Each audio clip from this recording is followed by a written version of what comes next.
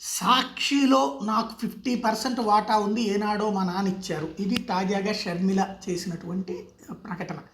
ఏదైతే తన మీద పెద్ద ఎత్తున దాడి చేస్తున్నారంటూ ఆవిడ చెప్పుకొచ్చినటువంటి పాయింట్ అయితే, సాక్షిలో తనకి 50% వాటా ఉందని.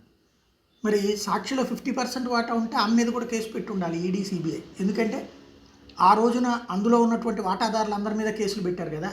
మరి ఆనాడు చెప్పలేదు, ఇప్పుడు చెప్తున్నారు. అంటే ఇప్పుడు దాంట్లో ఏదన్నా ఇష్యూ ఉంటే కనుక ఆమె లిఖితపూర్వకంగా, అంటే ఇక ఆస్తుల వ్యవహారం ఏమైనా తేల్చుకోవడానికి ప్రిపేర్ అవుతుంది. ఆస్తులు నాకు అన్నిట్లో 50% వాటా ఉంది అన్నటువంటి రూట్లో. అసలు రాజకీయాల్లోకి వచ్చాక తన అన్న మీదనే ఫైటింగ్కి వెనకాల సంథింగ్ ఏదో ఉందంటే ఆస్తుల గురించి అన్నటువంటి ప్రచారం సందర్భంలో ఆవిడన్న తాజా మాట, నాకు కూడా 50% వాటా ఉంది సాక్షిలో అన్నటువంటి మాట. ఎందుకంటే ఇదివరకు డైరెక్టర్లు, బోర్డ్ ఆఫ్ డైరెక్టర్లుగా ఏ రోజు సాక్షికి వెళ్ళినటువంటి మనిషి కనిపించలేదు.